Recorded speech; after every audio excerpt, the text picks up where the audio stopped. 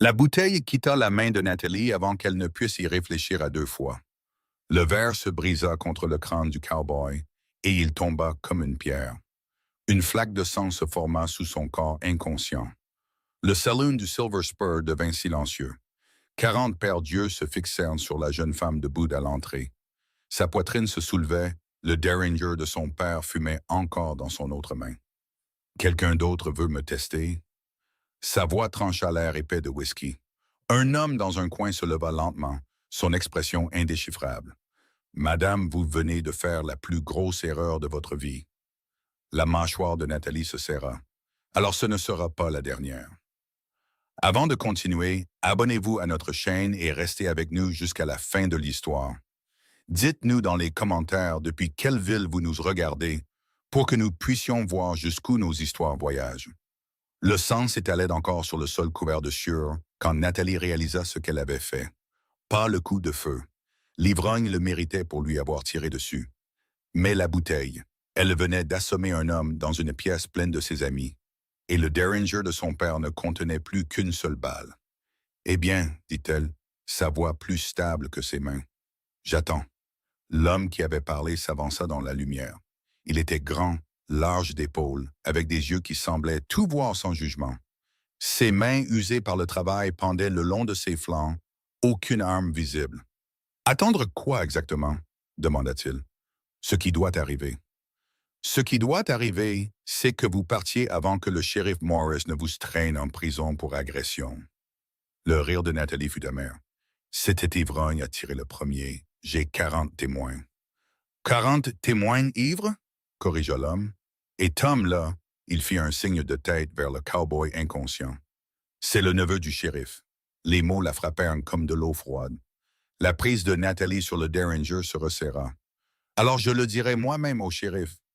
Vous lui direz que vous êtes nouvelle en ville, que vous ne connaissez personne et que vous venez de mettre son neveu sous les soins du Dr. Hartley pour la semaine à venir. Le ton de l'homme n'était pas moqueur, juste pratique. Ça va très bien se passer. Que suggéreriez-vous? La colère de Nathalie monta. Que je m'excuse de ne pas l'avoir laissé me tuer. Je suggérerais que vous me laissiez gérer ça. Je n'ai pas besoin, si vous en avez besoin. Sa voix coupa la sienne, ferme mais pas dure. La fierté est un luxe que vous ne pouvez pas vous permettre en ce moment. La vérité de ses paroles la piqua. Nathalie était arrivée dans le territoire du Montana 3 jours plus tôt. Elle possédait tout ce qu'elle avait dans 2 sacs de voyage. Elle avait aussi une lettre d'introduction pour des cousins éloignés qu'elle n'avait jamais rencontrés. Et exactement 47 $ à son nom. La mort de son père ne lui avait laissé que des dettes et des décisions. Et elle avait choisi la plus difficile, recommencer là où personne ne connaissait sa honte. Très bien, elle baissa le Derringer, mais ne le rangea pas. Gérez ça. L'homme se tourna vers la foule. Tom a tiré le premier, tout le monde l'a vu. La dame s'est défendue. On va chercher le Dr. Hartley, s'assurer que le crâne de Tom est plus dur qu'il n'en a l'air. Et on retourne tous à nos verres, c'est juste. Des murmures parcoururent le saloon. Quelques hommes hochèrent la tête. D'autres foudroyèrent Nathalie d'un regard hostile. « Et qui es-tu pour décider de ça, Blake? » lança une voix du fond, épaisse de whisky et de méchanceté. Quelqu'un qui connaît la différence entre la justice et un lynchage, Carter. La justice? Elle aurait pu le tuer, mais elle ne l'a pas fait, Yves. La voix de Blake devint plus basse, dangereuse, Alcamas. Elle a utilisé une bouteille. Si elle l'avait voulu mort, elle avait un pistolet dans son autre main. La logique sembla pénétrer même les esprits les plus ivres. Lentement, la tension commença à retomber. Quelqu'un commanda un whisky. Un autre homme aida à traîner Tom vers la porte. Blake se retourna vers Nathalie. « Vous avez un endroit où loger? » « La pension de Madame Hadley. »« Bien, vous y allez maintenant. Je ne reçois pas d'ordre. Ce n'est pas un ordre, c'est un conseil. Tom a des amis qui ne sont pas aussi raisonnables que moi. » Nathalie voulait argumenter, mais l'épuisement la rattrapait. Elle voyageait depuis 2 semaines, dormant dans des gares et des hôtels bon marché, mangeant ce qu'elle pouvait se permettre. Sa colère l'avait fait avancer, l'avait empêchée de s'effondrer, mais maintenant, elle ne faisait qu'empirer les choses. « Merci, dit-elle, les mots inhabituels dans sa bouche. Blake hocha la tête. « Je m'appelle Xander Blake. Contremaître au ranch Double Creek. Natalie Lawson. Mademoiselle Lawson y toucha son chapeau. Bienvenue à Helena. La marche jusqu'à la pension de Madame Hadley prit 15 minutes. Xander insista pour l'accompagner, invoquant la sécurité, mais Nathalie soupçonnait qu'il voulait s'assurer qu'elle parte vraiment. L'air de la nuit était froid, transperçant son mince manteau de voyage. « Vous êtes toujours aussi amical avec les étrangers ?» demanda-t-elle. « Seulement avec ceux qui déclenchent des bagarres de bar leur premier soir en ville. » Il m'a tiré dessus. « Je sais, j'étais là. » « Alors pourquoi me faites-vous la morale? » « Je ne vous fais pas la morale. Je vous maintiens en vie. » La démarche de Xander était calme, confiante. Tom est un ivrogne, mais ses amis ne le sont pas toujours, et son oncle est la seule loi à 50 miles à la ronde. L'estomac de Nathalie se noua. « Vous dites que je ne suis pas en sécurité ici. Je dis que vous devez être intelligente. Un tempérament de feu, c'est bien beau, mais ça n'arrêtera pas une balle. Se cacher non plus. Il y a une différence entre se cacher et choisir ses batailles. » Ils atteignirent la pension, une bâtisse de 2 étages d'où filtrait une lumière chaude des fenêtres. Nathalie s'arrêta au portail. « Monsieur Blake, j'apprécie votre aide ce soir, mais je ne suis pas venu au Montana pour me cacher des ennuis. Pourquoi êtes-vous venu? » La question la prit au dépourvu. Pourquoi était-elle venue? L'évasion, la rédemption, un nouveau départ qui tournerait inévitablement au vinaigre. Une vie, dit-elle finalement, une vie qui soit la mienne. Xander l'étudia à la lueur du lampadaire. Alors vous devrez rester en vie assez longtemps pour la construire. Est-ce une autre menace? C'est un fait. Il toucha le bord de son chapeau. Bonne nuit, mademoiselle Lawson. Elle le regarda s'éloigner, ses pas s'estompant dans l'obscurité. C'est alors seulement qu'elle réalisa que ses mains tremblaient. Madame Hadley l'accueillit avec du lait chaud et des questions. Nathalie esquiva la plupart d'entre elles, prétextant l'épuisement. Mais la femme plus âgée était persistante. « J'ai entendu dire qu'il y avait eu des ennuis au Silver Spur, » dit-elle, ses aiguilles à tricoter cliquetant régulièrement. « Ça n'aurait rien à voir avec vous, n'est-ce pas? » Un malentendu. Un malentendu qui a mis Tom Morris dans le cabinet du Dr. Hartley. Les nouvelles voyagèrent vite. Nathalie enroula ses mains autour de la tasse chaude. Il m'a tiré dessus le premier. Les aiguillets de Madame Hadley s'arrêtèrent. Vraiment? Je me suis défendu.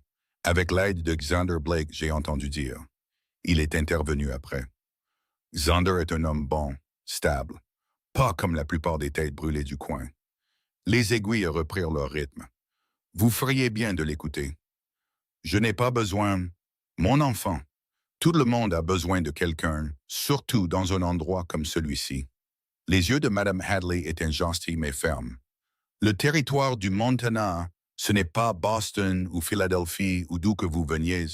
C'est un pays dur pour des gens durs. Votre colère ne vous servira pas ici. Ma colère m'a maintenu en vie, et elle vous fera tuer si vous ne faites pas attention. La femme plus âgée posa son tricot. J'ai vu des filles comme vous avant, en colère contre le monde, en colère contre leur situation, s'en prenant à quiconque les contrarie. La plupart ne tiennent pas 6 mois.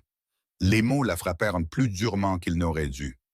Nathalie voulut répliquer, prouver qu'elle était différente, mais la vérité était qu'elle ne savait pas si elle l'était. « Que leur est-il arrivé? » demanda-t-elle doucement. « Certaines sont rentrées chez elles, d'autres ont fait de mauvais mariages, d'autres... » Madame Hadley s'interrompit. « Disons simplement que la frontière n'est pas un endroit pour la fierté sans but. Le sommeil ne vint pas facilement cette nuit-là. » Nathalie resta allongée dans la petite chambre que Madame Hadley lui avait donnée, écoutant les bruits de la ville qui s'apaisaient. Quelque part au loin, un chien aboya. Plus près, des pas sur le trottoir en bois. Le Derringer de son père était sur la table de nuit, chargé et prêt. Elle pensa au sang de Tom Morris sur le sol du saloon, à l'évaluation calme de sa situation par Xander Blake, à l'avertissement de Madame Hadley. Peut-être qu'ils avaient raison. Peut-être que sa colère allait la détruire. Mais c'était tout ce qui lui restait. Le lendemain matin apporta une nouvelle inattendue. Madame Hadley l'informa au petit déjeuner que le shérif Morris voulait lui parler. Déjà. L'appétit de Nathalie disparut. « Il est en bas, il attend depuis l'aube. » Le shérif Morris était un homme corpulent avec un visage comme du cuir usé et des yeux qui ne manquaient rien. Il était assis dans le salon de Madame Hadley, chapeau à la main, étudiant Nathalie alors qu'elle entrait. « Mademoiselle Lawson, je suis le shérif Thomas Morris. »« Shérif? » Nathalie resta debout. « J'ai cru comprendre que vous aviez eu des ennuis au Silver Spur hier soir. Votre neveu m'a tiré dessus avec une arme. Je me suis défendu en l'agressant avec une bouteille. En l'empêchant de tirer à nouveau, la mâchoire du shérif se contracta. Tom dit qu'il visait un rat. Alors soit c'est un menteur, soit c'est le pire tireur du Montana. Vous traitez mon neveu de menteur? Je le qualifie selon ce que les preuves montrent. La colère de Nathalie monta malgré ses efforts. 40 personnes l'ont vu tirer dans ma direction. Demandez à n'importe laquelle d'entre elles. Je l'ai fait. La plupart étaient trop ivres pour se souvenir de leur propre nom. Alors demandez à Xander Blake. Il était sobre. Quelque chose changea dans l'expression du shérif. Xander m'a parlé ce matin. Il dit que Tom a tiré imprudemment, que vous avez répondu en état de légitime défense et que l'affaire est réglée. Nathalie cligna des yeux. Réglée? Tom soigne un mal de tête et un égo meurtri. Le docteur dit qu'il ira bien. Le shérif se leva. Mais mademoiselle Lawson, je vais vous donner un conseil. Cette ville a une longue mémoire et une courte patience. Vous vous êtes fait des ennemis hier soir. Je vous suggère de faire profil bas et de garder votre arme dans son étui. Je n'ai pas commencé. Peu importe qui a commencé. Ce qui compte, c'est qui finit. Il posa son chapeau sur sa tête. Évitez les ennuis, mademoiselle Lawson. La prochaine fois, je ne serai peut-être pas aussi compréhensif. Après son départ, Nathalie s'effondra sur une chaise, ses mains tremblant à nouveau. Madame Hadley apparut avec du thé. Xander Blake a parlé pour vous, dit la femme plus âgée. Ça signifie quelque chose dans cette ville. Pourquoi ferait-il ça? Parce que c'est un homme bon et parce qu'il a vu en vous quelque chose qui valait la peine d'être défendu. Il ne me connaît pas. Non, mais il reconnaît les ennuis quand il les voit, et il connaît la différence entre quelqu'un qui cherche la bagarre et quelqu'un qui se bat pour survivre. Madame Hadley versa le thé. Laquelle étiez-vous, Nathalie? La question la hanta le reste de la journée. Elle la passa à aider Madame Hadley avec la lessive et la cuisine, essayant de se rendre utile, essayant de ne pas penser à l'avertissement du shérif Morris ou à l'intervention de Xander Blake. Le soir apporta une autre surprise. Xander apparut à la porte de la pension, chapeau à la main, demandant à parler à Nathalie. Madame Hadley leur laissa de l'intimité sur le porche avant. « Le shérif dit que l'affaire est close, » commença Xander, « parce que vous avez parlé pour moi. Parce que la vérité a parlé pour vous. Je me suis juste assuré que les gens écoutent. » La gorge de Nathalie se serra. « Pourquoi? Parce que Tom Morris est un ivrogne et un imbécile, et que vous ne méritiez pas d'être pendu pour vous être défendu. La plupart des gens s'en ficheraient. Je ne suis pas la plupart des gens. » Xander s'appuya contre la balustrade du porche. « Écoutez, mademoiselle Lawson, je vais être direct. Vous avez un choix à faire. Vous pouvez continuer à entretenir cette colère, à chercher la bagarre avec tous ceux qui vous contrarient, et d'être morte ou chassée de la ville d'ici un mois. Ou vous pouvez apprendre à la canaliser en quelque chose d'utile. Comme quoi? Comme construire cette vie pour laquelle vous êtes venu ici. » Le rire de Nathalie fut dur. Vous faites comme si c'était simple. Ce n'est pas simple. C'est dur comme l'enfer, mais c'est possible. Il croisa son regard. J'ai vu des gens en colère faire des choses remarquables quand ils trouvent quelque chose qui vaut la peine de se battre, à part leur propre fierté. Vous ne savez rien de moi. Je sais que vous avez du feu en vous. Je sais que vous êtes assez courageuse pour vous lever quand la plupart fuiraient. Je sais que vous êtes assez intelligente pour réaliser que vous avez besoin d'aide, même si vous détestez l'admettre. La voix de Xander s'adoucit. Et je sais que vous avez peur sous toute cette fureur. Les mots perçaient en ses défenses. Nathalie se détourna, clignant des yeux avec force. Je n'ai pas peur. Si vous avez peur, et c'est normal, la peur est ce qui nous maintient en vie tant qu'elle ne nous paralyse pas. Que voulez-vous de moi, Monsieur Blake? Je veux que vous arrêtiez de vous battre contre le monde entier et que vous commenciez à vous battre pour vous-même. Un vrai combat, pas seulement des bouteilles et des menaces. Et comment suis-je censé faire ça, exactement? Xander resta silencieux un moment. Vous commencez par accepter l'aide quand on vous l'offre. Madame Hadley a besoin d'aide à la pension. Le travail est honnête, paye décemment, et vous tient à l'écart des saloons où des cow-boys ivres tirent sur des rats. Vous avez tout prévu. Non, mais je suis au Montana depuis assez longtemps pour savoir comment les nouveaux arrivants survivent. Ils trouvent leur place, construisent leurs relations et apprennent quand tenir tête et quand reculer. Nathalie voulait tout rejeter, prouver qu'elle n'avait pas besoin de sa charité ou de celle de quiconque. Mais les mots de Madame Hadley résonnaient dans son esprit. La fierté sans but. Très bien, dit-elle. Je travaillerai pour Madame Hadley. Bien, mais je ne m'excuserai pas auprès de Tom Morris. Le sourire de Xander fut léger mais sincère. Je ne m'attendais pas à ce que vous le fassiez. Il partit peu après et Nathalie resta sur le porche à regarder les étoiles apparaître. Son père avait aimé les étoiles. Il lui montrait des constellations qu'elle n'arrivait jamais vraiment à voir. Il avait été un rêveur, son père. Des rêves qui avaient mené à des dettes qui avaient mené à l'obscurité. Elle ne ferait pas ses erreurs, mais elle ne deviendrait pas non plus un paillasson. Les semaines suivantes établirent une routine. Nathalie travaillait à la pension, apprenant les normes exigeantes de Madame Hadley en matière de propreté et d'hospitalité.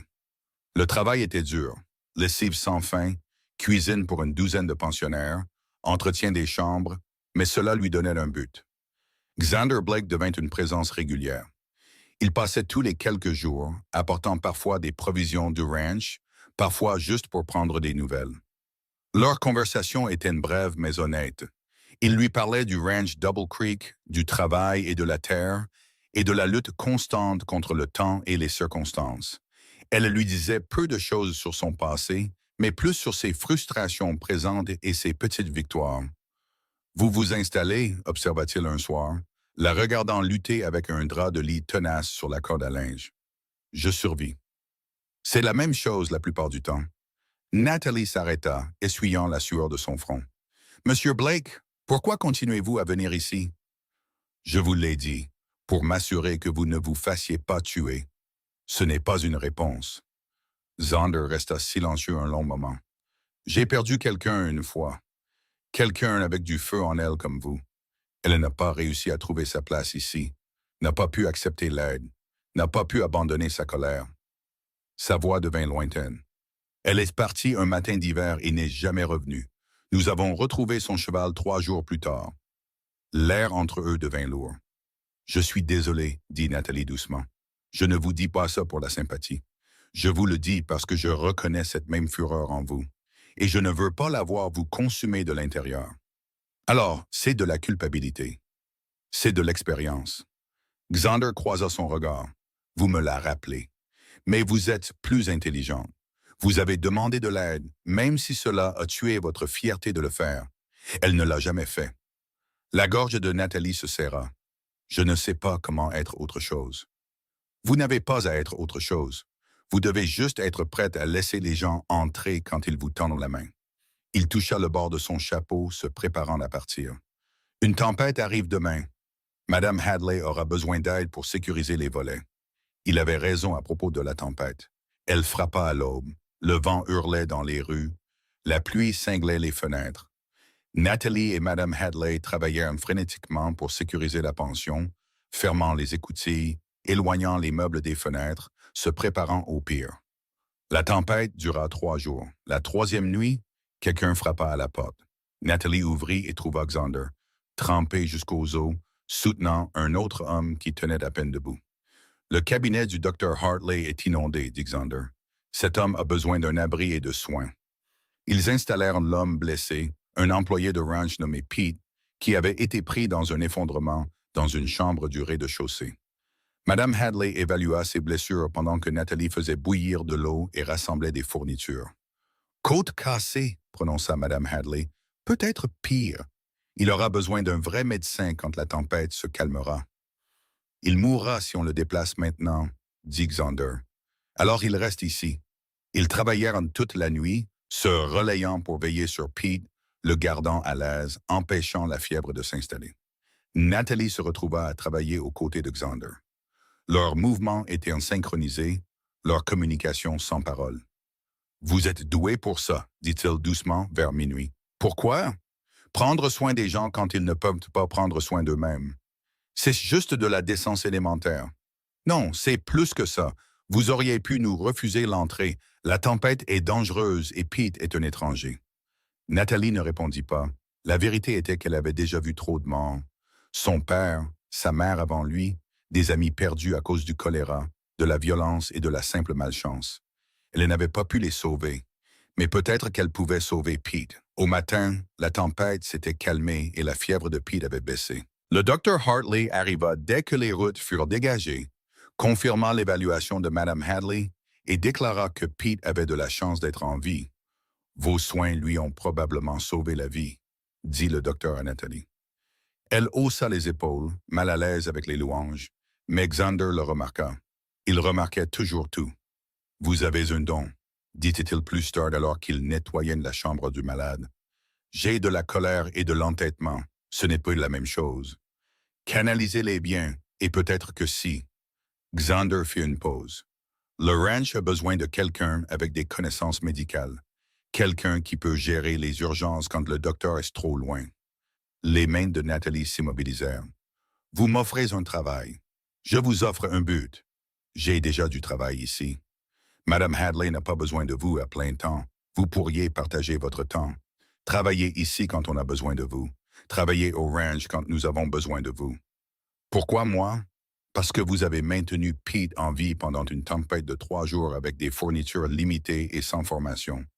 Parce que vous ne paniquez pas sous la pression, parce que... Il s'arrêta. Parce que quoi? Les yeux de Xander croisèrent les siens. Parce que je pense que vous êtes destiné à plus que la lessive et les repas de pension. L'offre la terrifiait. Cela signifiait quitter la sécurité qu'elle avait construite, entrer à nouveau dans l'incertitude. Mais cela signifiait aussi quelque chose de plus. La reconnaissance, un but, la chance d'être appréciée pour autre chose que sa capacité à suivre les ordres. Je vais y réfléchir, dit-elle.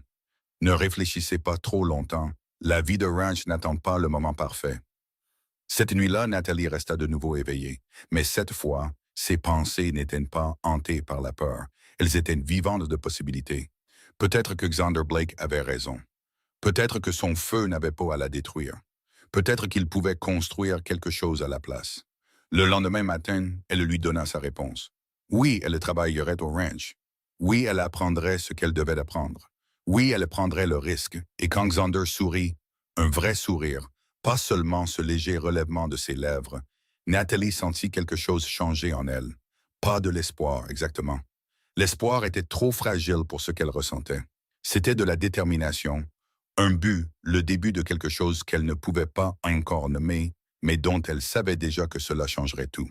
« Quand est-ce que je commence » demanda-t-elle. « Demain, à l'aube, portez des bottes solides. » Le premier jour de Nathalie au ranch Double Creek mettrait à l'épreuve chaque once de cette nouvelle détermination, et aucun d'eux ne savait encore à quel point les tempêtes à venir seraient profondes.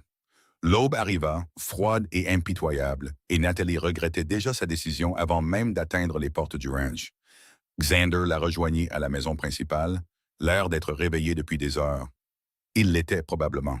« Vous êtes en retard, dit-il. Le soleil est à peine levé. » « Le soleil est levé depuis 20 minutes. Le ranch ne fonctionne pas à l'heure de la ville. » Il lui tendit une tasse de café, noir et assez fort pour décaper la peinture. « Buvez vite, on a du travail. » Le Double Creek s'étendait sur plus de terre que Nathalie n'en avait jamais vu une seule famille posséder. Les pâturages s'étendaient vers des montagnes qui semblaient assez proches pour être touchées, mais ne se rapprochaient jamais. Le bétail parsemant le paysage ressemblait à des pierres sombres éparpillées par une main négligente. « Combien de têtes » demanda-t-elle. « 300 à peu près. On en a perdu 40 l'hiver dernier à cause du froid et de la stupidité. » « La stupidité de qui ?»« La mienne, principalement. » La mâchoire de Xander se serra. « Je ne les ai pas déplacés à l'abri assez vite. J'en ai payé le prix en sang et en argent. » L'aveu la surprit. La plupart des hommes qu'elle avait connus auraient blâmé la météo, les ouvriers, Dieu lui-même avant d'accepter la responsabilité. Ils atteignirent le dortoir où vivaient les employés du ranch.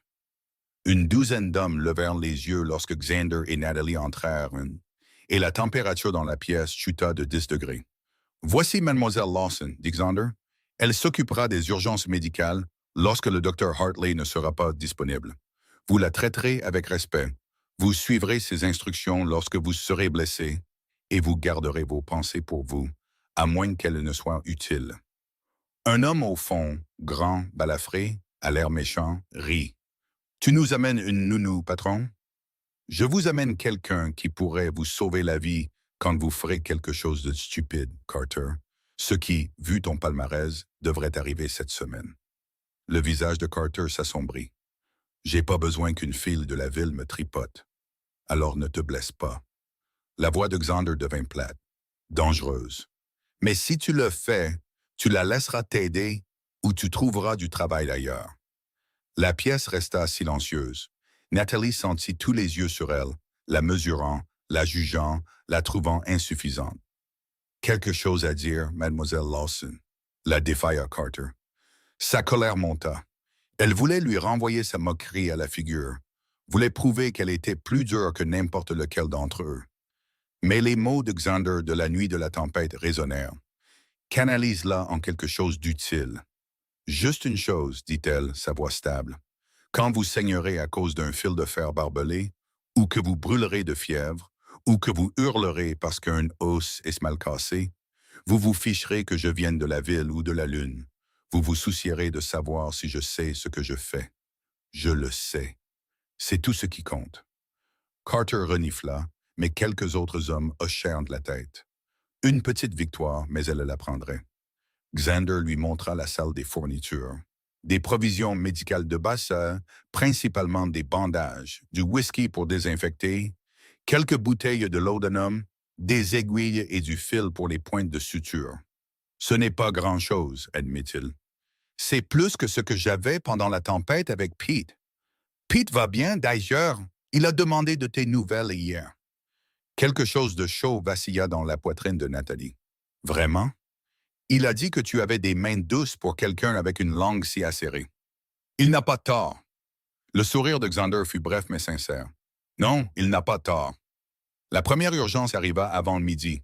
Un employé de ranch nommé Miguel entra en titubant dans la cour, son bras enroulé dans un chiffon ensanglanté, son visage gris de douleur. Le fil de fer a lâché, haleta-t-il. Ça m'a coupé profondément. Nathalie bougea avant de réfléchir. Asseyez-vous. Laissez-moi voir. La blessure était vilaine. Une entaille de 15 centimètres sur son avant-bras, saignant régulièrement, mais pas de manière artérielle. Elle avait vu pire à peine. Ses mains travaillèrent automatiquement. Nettoyage, évaluation, préparation de l'aiguille et du fil. Ça va faire mal, prévint-elle. Ça fait déjà mal. Ça va faire encore plus mal. Le rire de Miguel fut tendu. Faites-le, mademoiselle. Elle le recousit pendant qu'il serrait les dents et jurait en espagnol. Xander regardait depuis l'embrasure de la porte, silencieux, présent. Fini, dit-elle finalement. Gardez-le propre. Changez le bandage 2 fois par jour. Venez me trouver si ça montre le moindre signe d'infection. Miguel fléchit ses doigts expérimentalement. Ça marche encore. Merci, mademoiselle Lawson. Après son départ, Xander s'approcha. Vous aviez raison. Quand ça compte, il se fiche d'où vous venez. Un de convaincu, 11 autres à convaincre. Vous y arriverez, il fit une pause. Vous avez des mains stables. Où avez-vous appris à recoudre comme ça? La question toucha de trop près des souvenirs qu'elle avait enfouis. Les dettes de son père avaient coûté plus que de l'argent. Elle avait appris à recoudre des blessures parce que les hommes à qui il devait de l'argent venaient de se faire payer, et les médecins posaient des questions. La nécessité, dit-elle sèchement. Xander n'insista pas, mais ses yeux disaient qu'il comprenait plus qu'elle n'en avait dit. Les jours qui suivirent établirent un rythme. L'aube au ranch, le travail médical selon les besoins, les après-midi à aider Madame Hadley à la pension, les soirs trop épuisés pour penser. Les mains de Nathalie devinrent colleuses. Sa peau bronza malgré son chapeau. Elle apprit les noms des employés du ranch, leurs habitudes, leurs blessures, anciennes et nouvelles. Et elle a appris à connaître Xander Blake. Il était partout sur le ranch, réparant les clôtures, débourrant les chevaux, réglant les différends, planifiant l'hiver. Il travaillait plus dur que n'importe quel homme qu'elle avait vu, mais ne demandait jamais aux autres de faire ce qu'il ne ferait pas lui-même. Quand un bœuf s'enlisait dans la boue, Xander était le premier à y aller pour le sortir. Quand une tempête menaçait, il était le dernier à s'abriter. Vous allez vous tuer au travail, lui dit Nathalie un soir, en bandant des brûlures de cordes sur ses mains. Le ranch ne va pas se gérer tout seul. Vous avez une douzaine d'hommes pour vous aider. Et ils ont besoin de quelqu'un pour les diriger. Je ne peux pas leur demander de suivre si je ne suis pas prête à passer en premier. C'est de la fierté qui parle. Non, c'est de la responsabilité. Xander grimaça alors qu'elle serrait le bandage. Ce ranch est tout ce que j'ai. S'il échoue de sur la rive, j'échoue. Tout le monde ici dépend de moi pour le maintenir en vie. Et vous? De qui dépendez-vous? La question sembla le prendre au dépourvu. Je me débrouille. Tout le monde a besoin de quelqu'un, Xander. Vous me l'avez dit vous-même. C'était différent. En quoi? Il retira sa main. Le bandage était fait. Parce que vous vous noyez et que je vous ai jeté une corde. Je ne me noie pas. N'est-ce pas? Le regard qu'il lui lança était compliqué. Frustration, reconnaissance, quelque chose d'autre qu'elle ne pouvait nommer. Vous ne savez pas de quoi vous parlez. Alors expliquez-moi. Mais il s'éloigna à la place, la laissant avec des questions sans réponse. 3 semaines après le début de son travail au ranch, les ennuis arrivèrent dans une calèche de luxe. L'homme qui en sortit portait des vêtements de l'Est et des papiers que Xander lut avec une tension croissante. « Qu'est-ce que c'est, Pritchard? » La voix de Xander était contrôlée, mais Nathalie entendit la rage en dessous. « Un avis légal. Le Bureau des terres de Helena a des questions sur votre titre de propriété. J'ai acheté cette terre en bonne et due forme il y a 5 ans à John Mercer, qui n'avait peut-être pas un titre de propriété clair pour la vendre. » Le sourire de Pritchard était huileux. Une réclamation concurrente a été déposée. Jusqu'à ce que ce soit résolu, votre propriété est contestée. C'est n'importe quoi. Le titre de Mercer était légitime. Alors vous n'aurez aucun mal à le prouver au tribunal. 6 semaines, Monsieur Blake. Vous avez 6 semaines pour établir votre droit ou ce ranch sera mis aux enchères. Après le départ de Pritchard, Xander resta silencieux, les papiers froissés dans son poing. « Qui est derrière ça? » demanda Nathalie. « Robert Ashford, l'homme le plus riche du territoire. Et il veut ce ranch parce qu'il se trouve sur la meilleure source d'eau à 50 miles à la ronde. » La voix de Xander était creuse. « Il essaie de me racheter depuis des années. Maintenant, il le prend tout simplement. Ce n'est pas légal.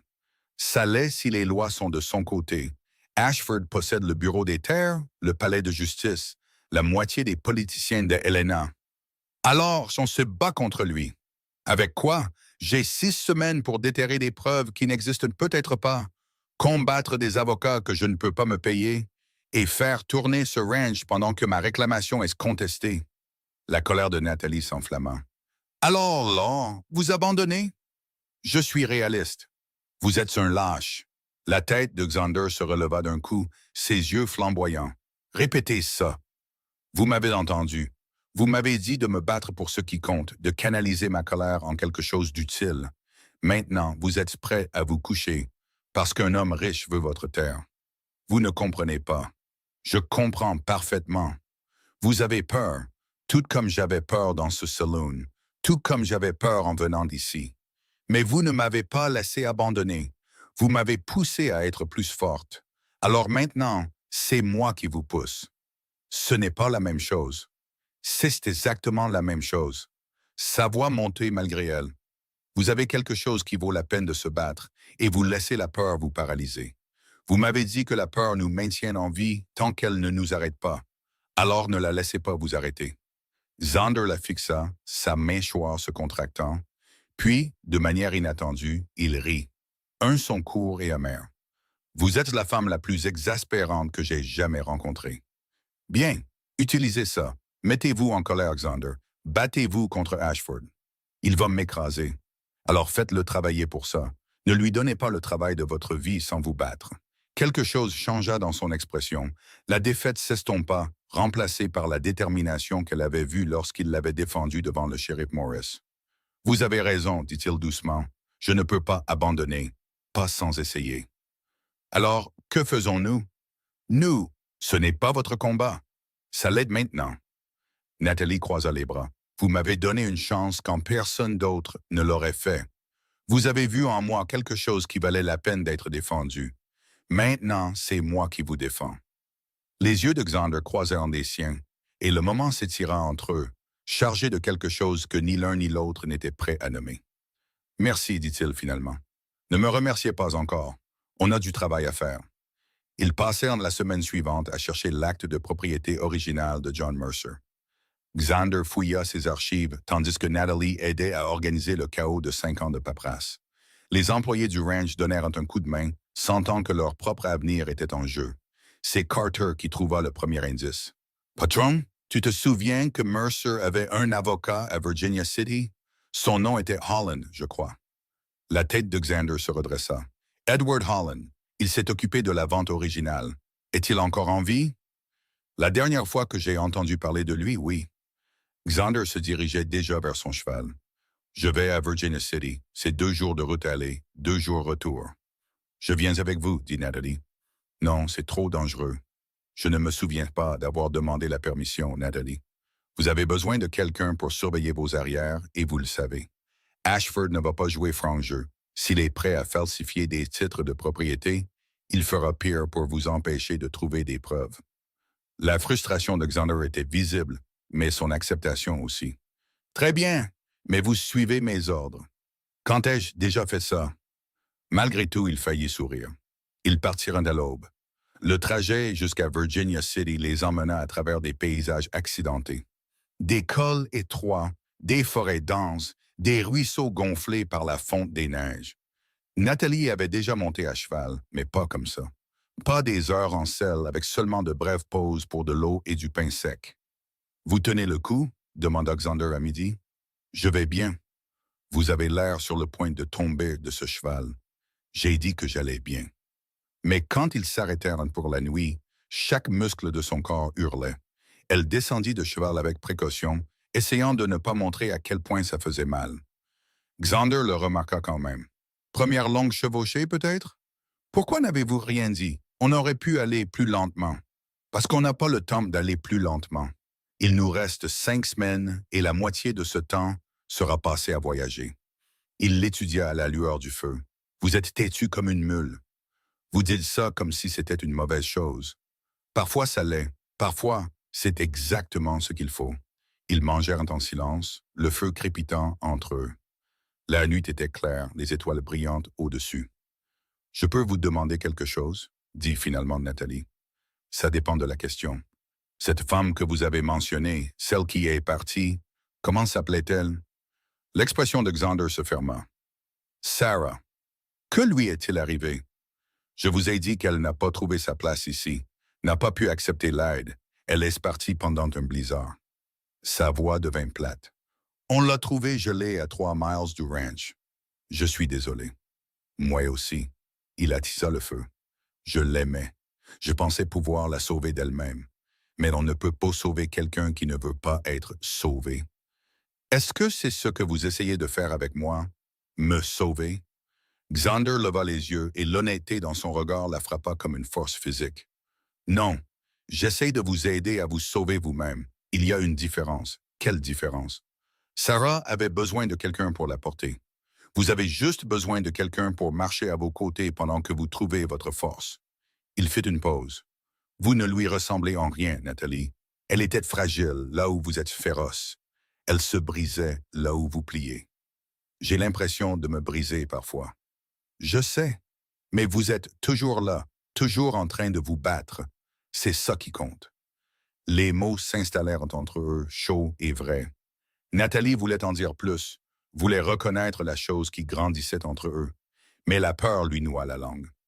Le matin apporta des ennuis. Ils trouvèrent leurs chevaux effrayés. Un des sacs de bas était déchiré, les provisions éparpillées. « Des animaux? » demanda Nathalie. Xander examina les dégâts. « Non, les animaux auraient pris la nourriture. C'est un avertissement. »« De qui? » ?»« Les hommes d'Ashford, probablement. Ils nous font savoir qu'ils nous surveillent.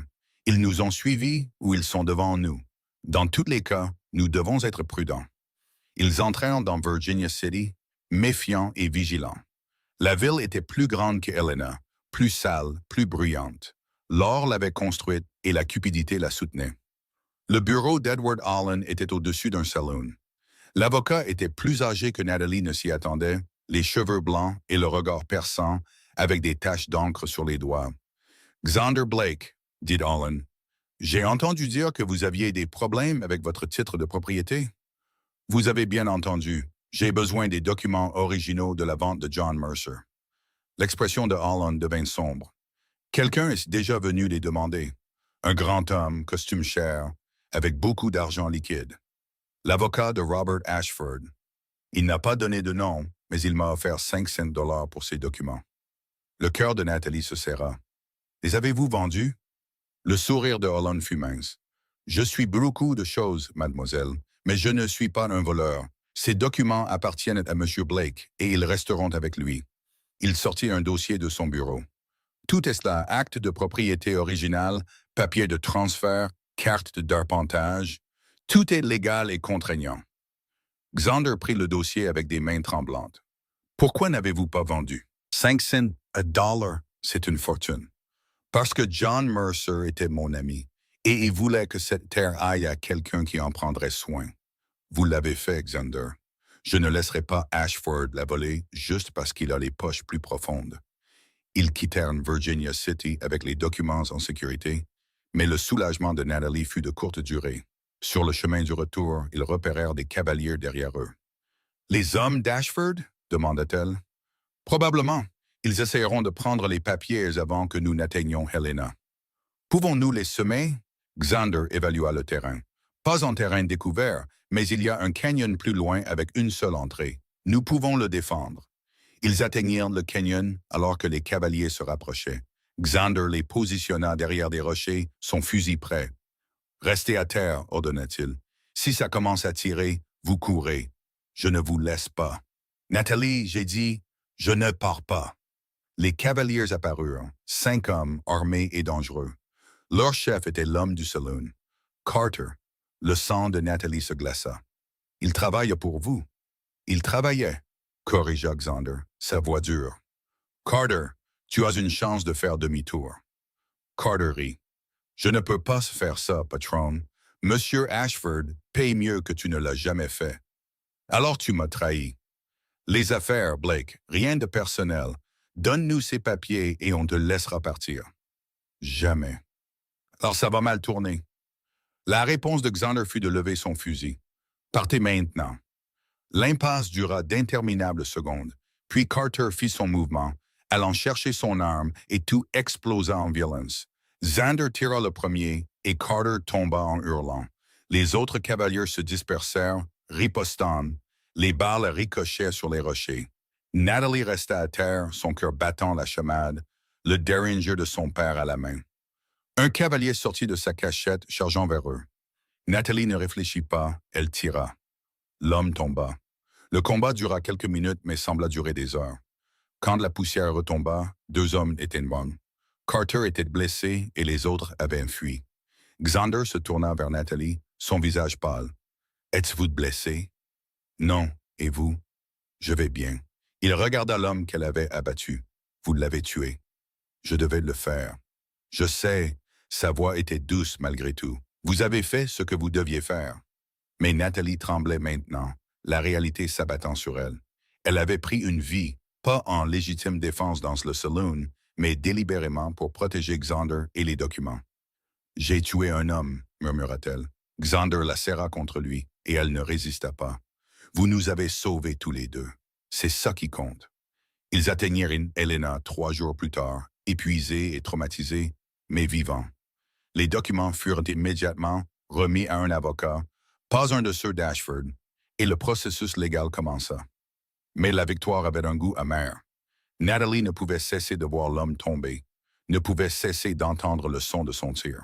« Parlez-moi, » dit Xander ce soir-là, la trouvant sur le porche de Madame Hadley. « Je vais bien. »« Vous n'allez pas bien. Vous n'allez pas bien depuis le canyon. »« J'ai tué quelqu'un, Xander. Pour me sauver la vie, pour protéger ce pourquoi nous nous battons. Ça ne rend pas les choses plus faciles. Non, ça ne les rend pas plus faciles. » Il s'assit à côté d'elle. « Mais ça les rend nécessaires, et vous porterez ce poids comme je porte Sarah, comme nous portons tous nos choix. C'est le prix à payer pour se battre pour ce qui compte. » Les yeux de Nathalie la brûlaient. « Je ne sais pas si je suis assez forte pour ça. » Vous êtes plus forte que vous ne le pensez. Vous l'avez prouvé aujourd'hui et chaque jour avant. Elle voulait le croire. Voulait croire qu'elle était plus que sa colère, sa peur et le sang sur ses mains. Qu'est-ce qui se passe maintenant? Demanda-t-elle. Maintenant, on attend que le tribunal statue et on espère que les documents de Holland suffiront. Et s'ils ne suffisent pas? La main de Xander trouva la sienne dans l'obscurité. Alors, Sora, nous affronterons cette tempête ensemble, comme nous avons affronté tout le reste. Son contact était chaud, solide, réel. Nathalie s'y accrocha comme si c'était la seule chose qui la maintenait ancrée. Ensemble, répéta-t-elle. Ensemble. Le mot flottait entre eux, une promesse que ni l'un ni l'autre n'était tout à fait prêt à prononcer à voix haute, mais que tous deux comprenaient déjà. Ils avaient franchi une ligne dans ce canyon, d'allier à quelque chose de plus profond, quelque chose qui la terrifiait et l'excitait à parts égales. Le matin apporterait de nouveaux défis, de nouvelles batailles dans la lutte pour le ranch. Mais ce soir, Nathalie se permit de croire que peut-être, juste peut-être, elle avait trouvé quelque chose qui valait la peine de se battre, qui n'était pas seulement la survie. Elle avait trouvé quelqu'un qui voyait sa fureur et ne bronchait pas. Quelqu'un qui répondait à son feu par sa propre force tranquille. Elle avait trouvé Xander Blake, et il l'avait trouvé. Et quoi qu'il arrive ensuite, ils y feraient une face comme un seul être. Mais la paix ne durait jamais longtemps dans le territoire du Montana. Et le matin apporta le genre de nouvelles qui glace le sang. Le shérif Morris arriva à la pension avant le petit déjeuner, le visage sombre. « Mademoiselle Lawson, Monsieur Blake, nous devons parler. » L'estomac de Nathalie se serra. Qu'est-il arrivé? Carter est mort. Quelqu'un l'a eu dans le cabinet du docteur Hartley la nuit dernière. On lui a tranché la gorge nette. Xander serait dit. C'était notre témoin. Il aurait pu témoigner qu'Ashford l'avait engagé pour voler les documents. Je sais. C'est pour ça qu'il est mort. Morris déplaça son poids. Il y a plus. Le juge Blackwell refuse d'entendre votre cas. Il dit qu'il a un conflit d'intérêts. Blackwell est dans la poche d'Ashford, dit Xander Plateman. Qui le remplace? Le juge Aaron Thornton qui arrive de Denver. Il n'arrivera pas avant 3 semaines. 3 semaines? Nous n'avons pas ce temps. La vente aux enchères est dans 4 semaines. L'expression de Morris était sympathique mais ferme. Je suis désolé, Xander. La loi est la loi, mais même quand elle est tordue. Après le départ du shérif, Nathalie regarda les mains de Xander se serrer et se desserrer, sa mâchoire se contractant. Nous pouvons encore nous battre, dit-elle. Avec quoi? Notre témoin n'est faux. Le juge est retardé et Ashford est probablement déjà en train de célébrer. La voix de Xander se brisa. Je vais tout perdre. Pas tout. Vous avez encore les documents que Holland nous a donnés. Des documents qu'Ashford prétendra être des faux. C'est sa parole contre la paperasse d'un homme mort. Nathalie attrapa son bras, le forçant à la regarder. Alors nous trouverons un autre moyen. Nous creuserons plus profondément. Nous trouverons quelqu'un d'autre qui connaissait Mercer. Quelqu'un qui peut vérifier la vente. En 3 semaines? En 3 jours, s'il le faut. Sa colère monta, chaude et déterminée. Vous m'avez dit de ne pas abandonner. Maintenant, c'est moi qui vous dis la même chose. On se bat jusqu'à ce qu'il n'y ait plus rien à combattre. Quelque chose dans ces mots l'atteignit. Les épaules de Xander se redressèrent. Vous avez raison. Je n'ai pas encore fini. Nous n'avons pas encore fini, corrigea-t-elle.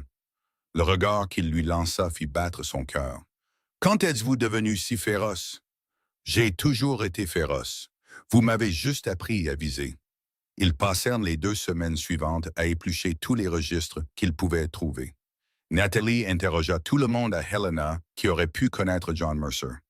Xander se rendit dans les ranchs voisins, cherchant des témoins de la vente originale. Madame Hadley ouvrit son réseau de contacts. Chaque pensionnaire, chaque visiteur, chaque marchand ambulant qui passait. Ce fut un ancien prospecteur nommé Cal Jennings qui leur donna finalement de l'espoir. Mercer, Cal gratta sa barbe grise. Bien sûr, je le connaissais. J'ai travaillé sur sa concession pendant un été avant qu'il ne vende la terre au jeune Blake ici. Un homme bon, un négociant honnête. Témoigneriez-vous de cela au tribunal? Insista Nathalie. Témoigner contre Robert Ashford? Le rire de Cal était nerveux. Madame, j'aime respirer. S'il vous plaît, dit Xander, Ce ranch, c'est ma vie, tout ce que j'ai construit. Ashford essaie de le voler avec des ruses légales et des meurtres. Je sais ce qu'Ashford fait aux gens qui le contrarient. J'ai vu les tombes. Natalie se pencha en avant.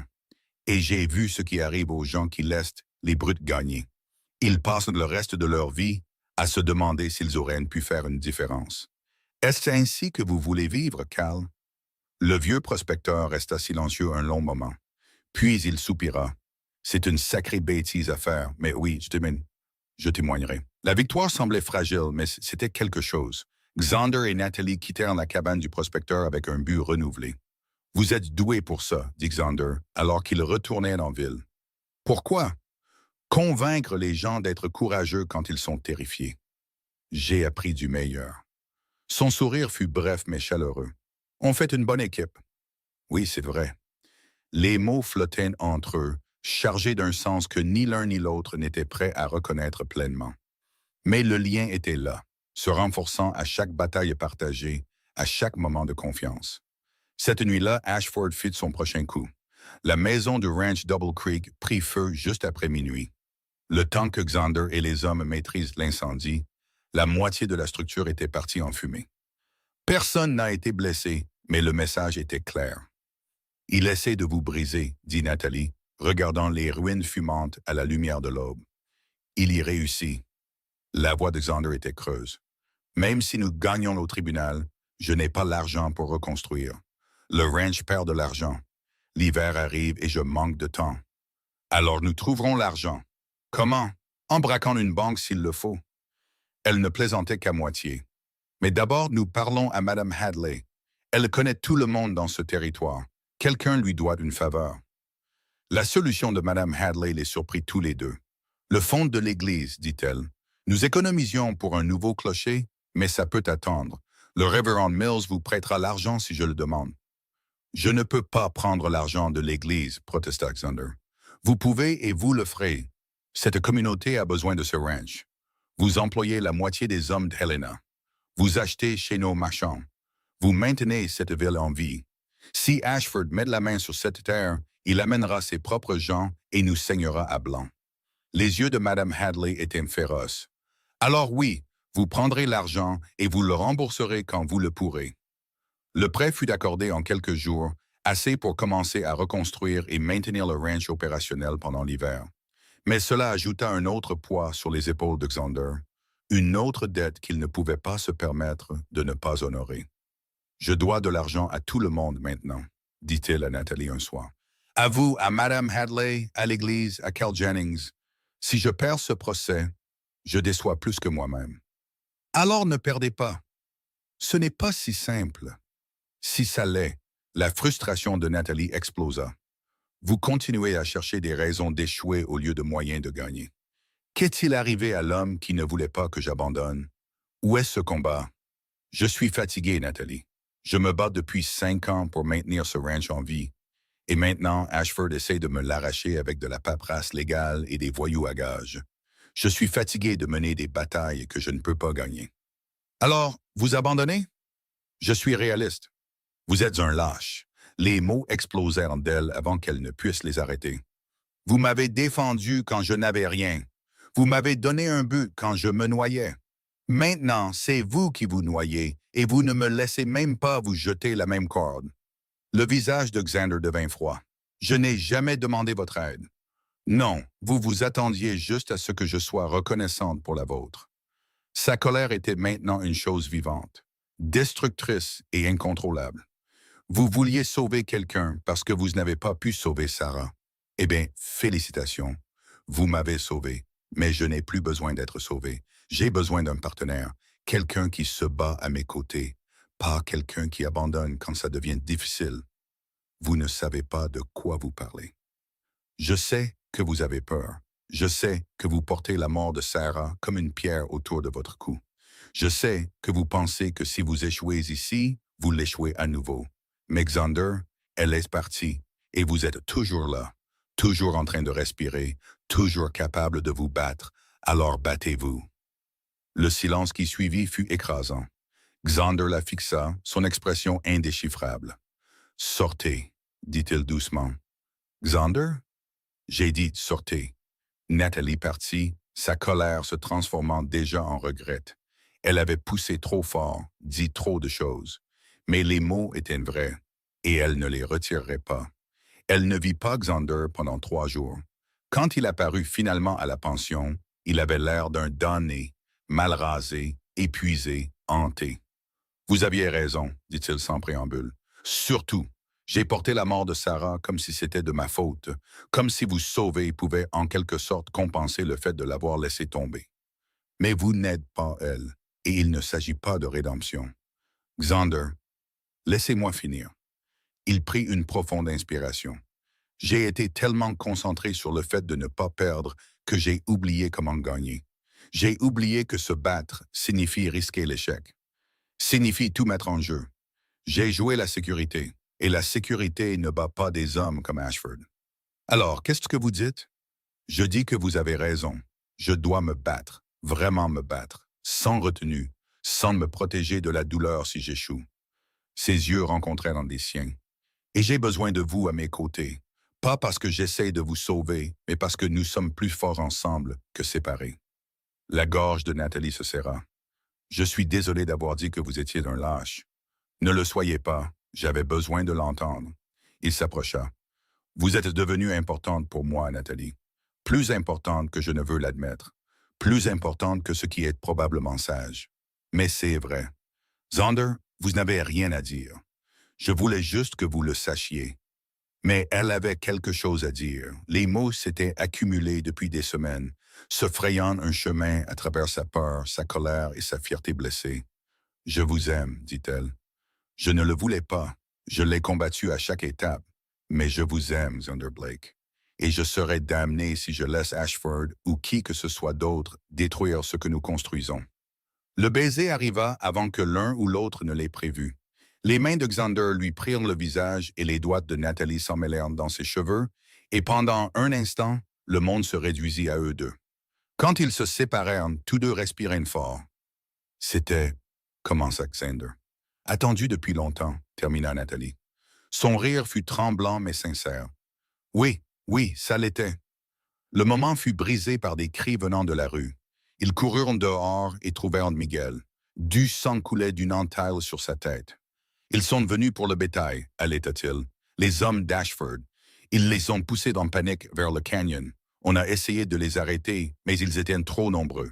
Xander se dirigeait déjà vers son cheval. Combien de têtes? 100, peut-être plus. Patron, s'ils tombent de la falaise, ils ne le feront pas. Xander sauta en selle. Rassemblez tous ceux que vous pouvez. On va les récupérer. Nathalie attrapa son propre cheval sans demander la permission. Quand Xander la vit, il n'argumenta pas, hocha simplement la tête et lança sa monture au galop. Ils chevauchèrent à toute allure, atteignant le canyon alors que le soleil commençait à se coucher. Le bétail était là, paniqué et dangereux, poussé vers le bord de la falaise par une douzaine de cavaliers armés. « On ne peut pas tous les combattre, » dit Nathalie. « On n'a pas à le faire. On a juste besoin de faire tourner le troupeau. » Xander étudia le terrain. Si on peut se mettre devant eux, lancer une contre-charge, le bétail nous suivra loin de la falaise. C'est de la folie. Vous avez une meilleure idée? Elle n'en avait pas. Ils se séparèrent, Xander prenant la moitié des employés du ranch dans une direction, Nathalie l'autre. Son cœur battait la chamade alors qu'elle se positionnait devant la débandade, regardant des centaines d'animaux paniqués foncer sur elle.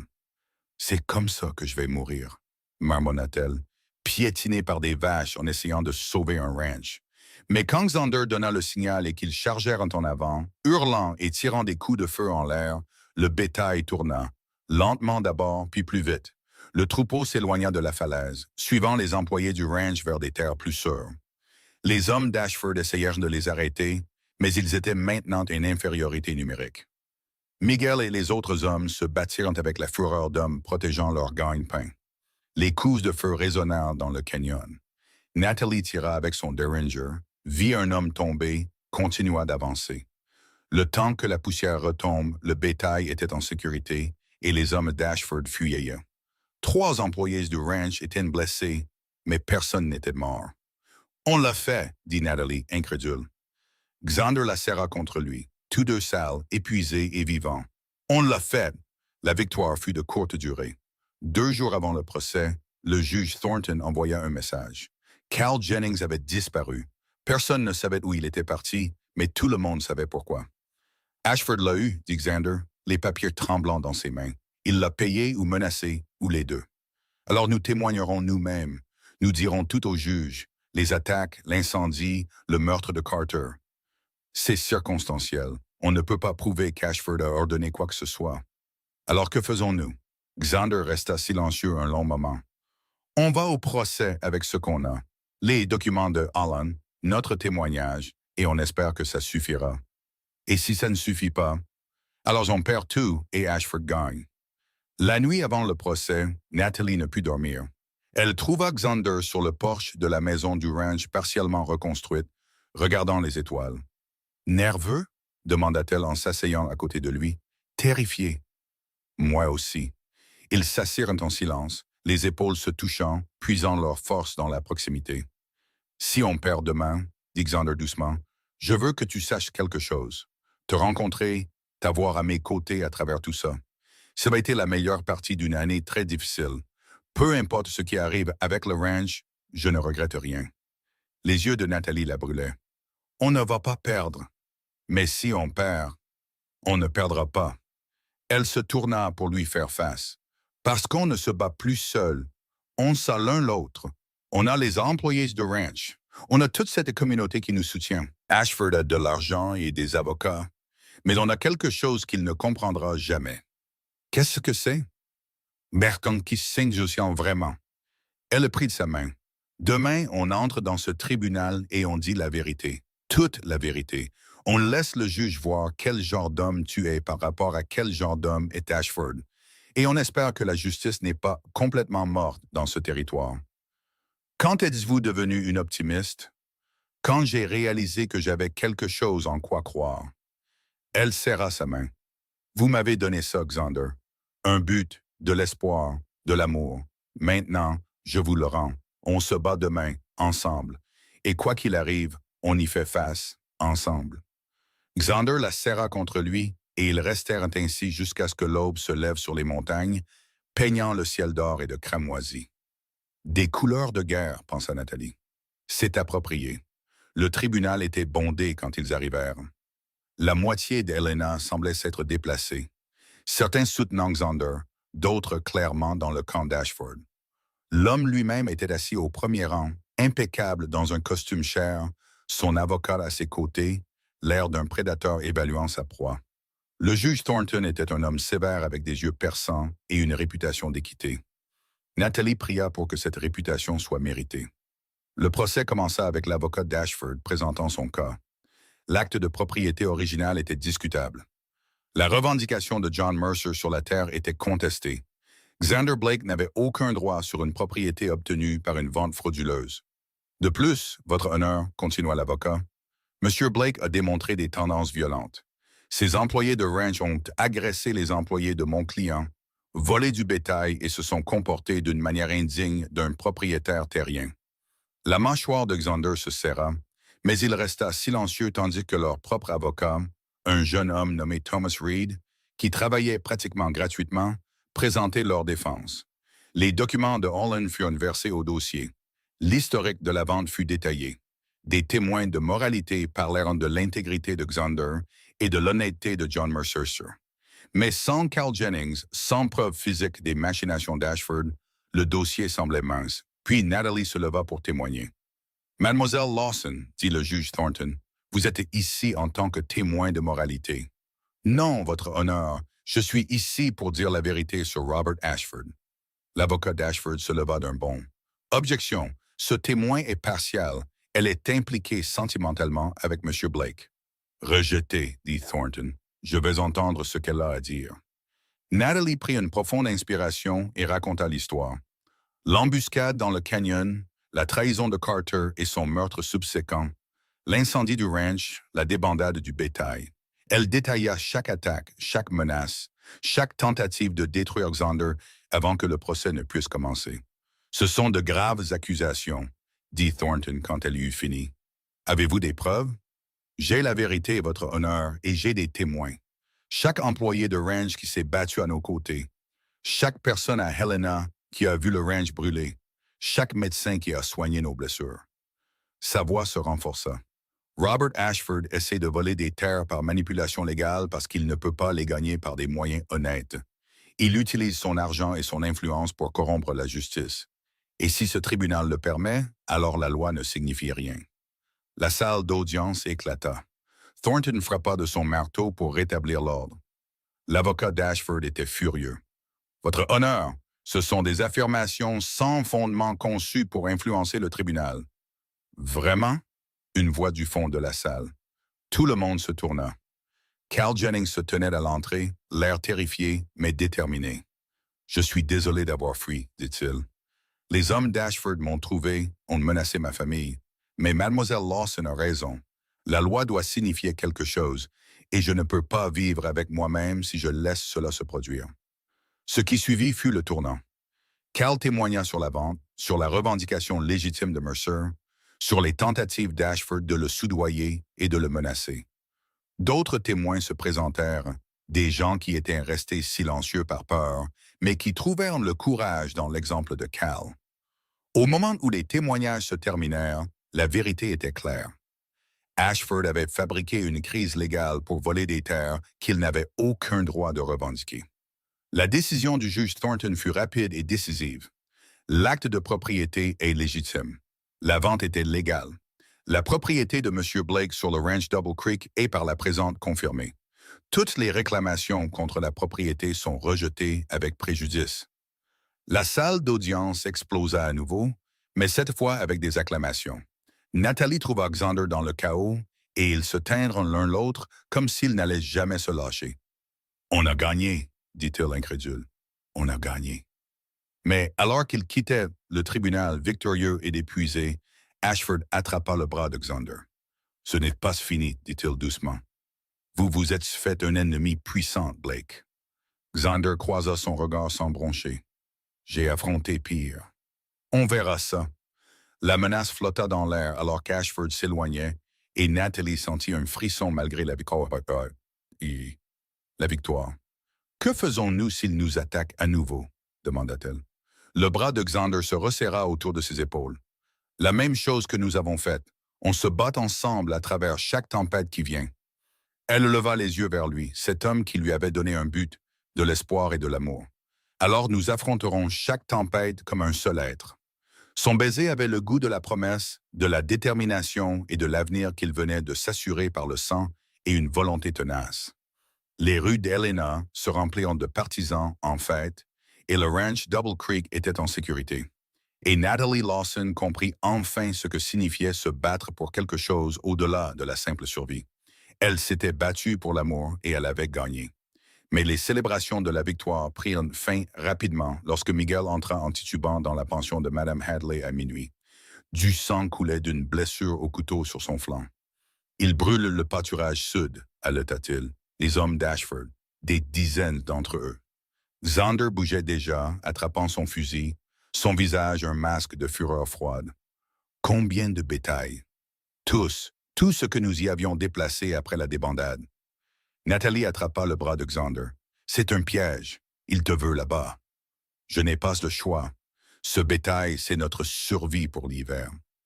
Alors je viens avec toi. »« Nathalie, on n'a pas le temps de discuter. » Ils chevauchèrent à toute allure dans l'obscurité. L'odeur de fumée les atteignit bien avant qu'ils ne voient des flammes.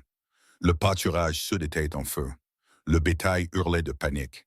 Des hommes à cheval les poussaient plus profondément dans l'enfer. « Séparez-vous » ordonna Xander à ses hommes. « Sauvez ce que vous pouvez. N'engagez le combat que s'ils tirent les premiers. » Mais les hommes d'Ashford n'attendaient pas. Des coupes de feu éclatèrent de 3 directions. Une balle siffla près de la tête de Nathalie. Elle riposta, ses mains stables malgré la terreur qui lui nouait la gorge. « On est en infériorité numérique » cria Miguel. La mâchoire de Xander se serra. « Alors on va leur faire croire qu'on ne l'est pas. Dispersez-vous. Continuez à bouger. Faites du bruit. Ils penseront qu'on est plus nombreux. » La stratégie fonctionna à peine. Les hommes d'Ashford se replièrent, confus par le chaos. Les employés du ranch réussirent à mettre la plupart du bétail en sécurité, bien que le pâturage lui-même fût détruit. L'aube révéla le véritable coup. 50 têtes perdues, 2 hommes blessés, et le visage de Xander marqué par l'épuisement et la rage. « Il va continuer à venir », dit Nathalie. La décision du tribunal ne l'a pas arrêté. Non, ça l'a juste rendu plus en colère. Xander fixa les runes fumantes. Il nous frappera encore et encore jusqu'à ce qu'il n'y ait plus rien à défendre. Alors on riposte. Comment? On ne peut pas prouver qu'il a ordonné ça. On ne peut rien prouver. Le shérif Morris arriva alors qu'il chargeait les hommes blessés dans un chariot. Son expression était sympathique mais inutile. « Je sais que c'était Ashford, dit-il. Tout le monde le sait, mais sans témoins prêts à témoigner. » Cal a témoigné, lança Nathalie. Où était votre protection pour lui? Je suis un seul homme avec un badge, mademoiselle Lawson.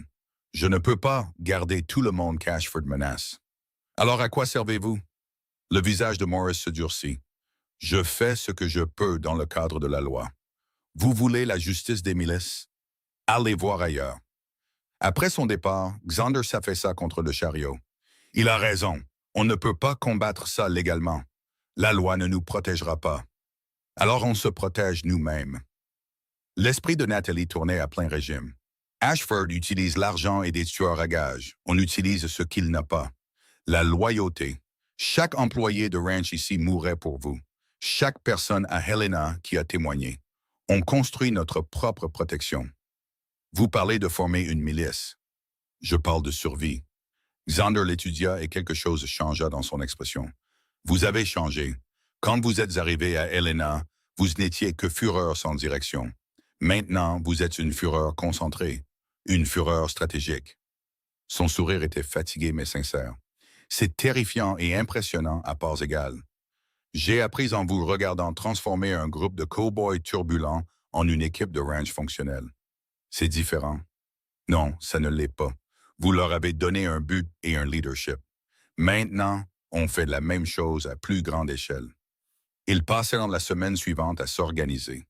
Les employés du ranch établirent des patrouilles, des gardes en rotation, des systèmes de signaux pour les urgences. Madame Hadley se coordonna avec les habitants, les marchands, les ouvriers, quiconque devait une faveur à Xander ou craignait le pouvoir croissant d'Ashford. Cal Jennings devint leur allié inattendu. « J'ai fui une fois, dit-il. Je ne le referai pas. Vous avez besoin d'armes, je connais des gens. Vous avez besoin d'informations sur les plans d'Ashford, j'ai des contacts. » La transformation fut remarquable. En quelques jours, le Double Creek était passé d'une cible vulnérable à une position fortifiée. La prochaine attaque d'Ashford, une tentative d'empoisonner l'approvisionnement en eau, fut déjouée avant de pouvoir réussir. Mais la vigilance constante était épuisante. Xander dormait à peine, vérifiant les périmètres, planifiant les imprévus, se préparant à des attaques qui venaient à des intervalles aléatoires conçus pour les épuiser. « Vous vous tuez à la tâche », lui dit Nathalie une nuit, le trouvant encore éveillé à 3 heures du matin. « Je ne peux pas me permettre d'arrêter. » Vous ne pouvez pas vous permettre de ne pas le faire. Vous n'êtes bon pour personne si vous vous effondrez. Je me reposerai quand on en aura fini avec Ashford. Quand est-ce que ce sera? Il a des ressources illimitées et une rancune illimitée. Ça pourrait durer des années. Les mains de Xander se serrèrent. Alors que suggérez-vous? Qu'on accepte d'être assiégé pour toujours? Je suggère qu'on change les règles du jeu, qu'on arrête de réagir à ces attaques et qu'on commence à l'attaquer. L'attaquer comment? Nathalie y pensait depuis des jours. Son pouvoir vient de l'argent et de la réputation. Et si on endommageait les deux? Vous voulez ruiner Robert Ashford? Je veux le faire souffrir comme il nous fait souffrir. Le plan prit forme au cours de la semaine suivante. Les contacts de Cal révélèrent que la richesse d'Ashford n'était pas aussi sûre qu'elle en avait l'air. Plusieurs investissements avaient récemment échoué et il était lourdement endetté sur de futurs projets miniers. Si ces projets échouent, expliqua Cal, il a des créanciers qui viendront frapper à sa porte, de gros créanciers, des banques de l'Est qui se fichent de sa réputation au Montana. Comment fait-on échouer ces projets? Demanda Xander. On ne le fait pas. On fait juste croire à tout le monde qu'ils vont échouer. Cal sourit. Répandre des rumeurs sur la qualité du minerai, sur les problèmes de sécurité, sur les contestations légales de ces concessions. Les investisseurs de l'Est sont frileux. Ils se retireront au premier signe de problème. C'est jouer un jeu sale. Il a brûlé votre pâturage et essayé d'empoisonner votre eau, dit Nathalie platement. Le sale est tout ce qu'il comprend. Xander resta silencieux un long moment. Très bien, faites-le. La campagne de rumeurs commença modestement. Des chuchotements dans les saloons, des mots prudents aux marchands ambulants, des lettres aux journaux de Denver et de San Francisco remettant en question la viabilité des opérations minières d'Ashford. Cal avait des contacts qui avaient des contacts, et bientôt les chuchotements devinrent des conversations. Les conversations devinrent des inquiétudes. En 2 semaines, les investisseurs d'Ashford commencèrent à se retirer. La réponse fut immédiate et vicieuse. Ashford apparut au Double Creek avec une douzaine d'hommes armés, son visage tordu de rage. « Vous pensez que vous pouvez me détruire ?» cria-t-il à Xander. « J'ai construit ce territoire. Je possède ce territoire. » « Vous ne me possédez pas, » dit calmement Xander, son fusil à la main, ses employés de ranch à ses côtés. « Et vous ne me posséderez jamais. Je vais vous écraser, je vais brûler ce ranch jusqu'aux fondations et tout ce que vous aimez avec. Essayez. Mais sachez ceci, chaque attaque que vous ferez, nous y répondrons de la même manière. Vous brûlez mon pâturage, je ruine vos investissements. Vous menacez mes gens, je détruis votre réputation. Vous voulez la guerre, Ashford, je vous donnerai la guerre. » L'impasse dura d'interminables secondes. Puis Ashford sourit, une expression froide et calculatrice. « Vous avez du feu, Blake. Je vous l'accorde. » Mais le feu finit par s'éteindre. Il se tourna pour partir, puis fit une pause. « Comment va votre amie, mademoiselle Lawson, n'est-ce pas? J'ai entendu dire qu'elle posait des questions en ville. Ce serait dommage qu'il lui arrive quelque chose. » La menace était claire. Nathalie sentit de la glace dans ses veines. Mais la réponse de Xander fut tout aussi claire. « Touchez-la et je vous tue moi-même. Loi ou pas loi, shérif ou beau shérif, vous mourrez en hurlant. » Le sourire d'Ashford s'élargit. « On verra. » Après son départ, les mains de Nathalie tremblaient. « Il va s'en prendre à moi. Pas si je peux l'en empêcher. Xander, vous ne pouvez pas me surveiller chaque seconde.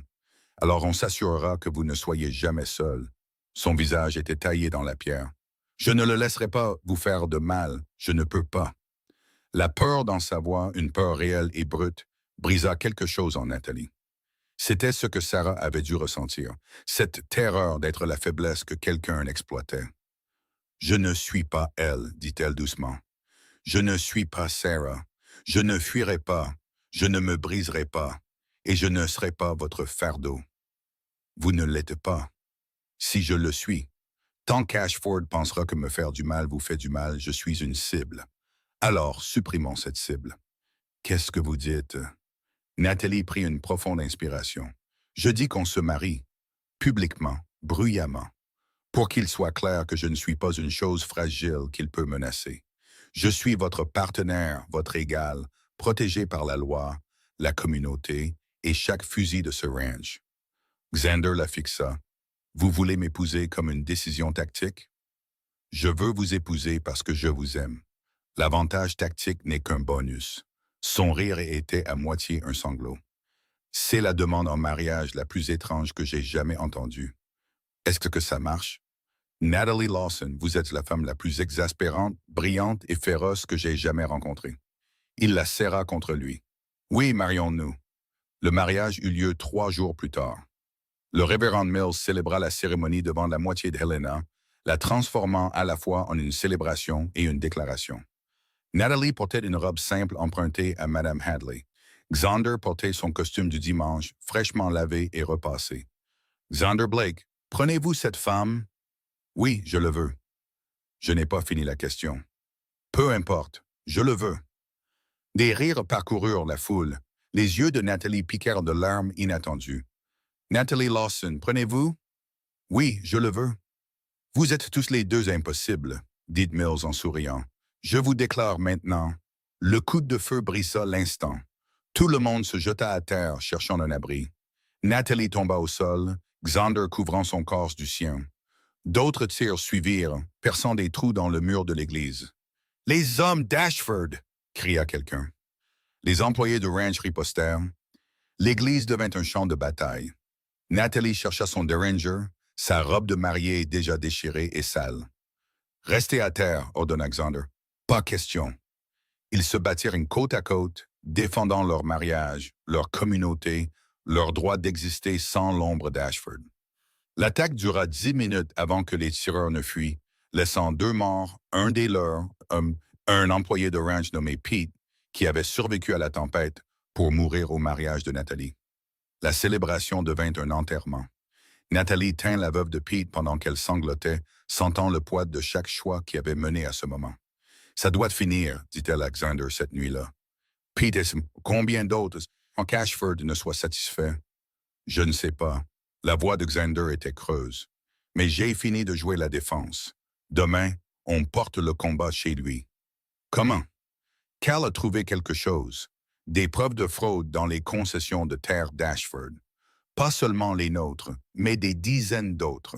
Si on peut le prouver, on peut le détruire légalement, le dépouiller de tout. Où sont les preuves? Dans son bureau à Helena, dans un coffre-fort. Les yeux de Nathalie s'écarquillèrent. Vous voulez cambrioler le bureau d'Ashford? Je veux mettre fin à cette guerre avant que quelqu'un d'autre ne meure. Le plan était insensé et désespéré, ce qui signifiait que c'était probablement leur seule option. Ils rassemblèrent leurs personnes les plus fiables. Cal, Miguel, Madame Hadley, étonnamment, et 4 employés de ranch prêts à tout risquer. Ashford est à son camp minier ce soir, rapporta Cal. Le bureau sera gardé, mais légèrement. Comment on entre? Demanda Miguel. Madame Hadley sourit doucement.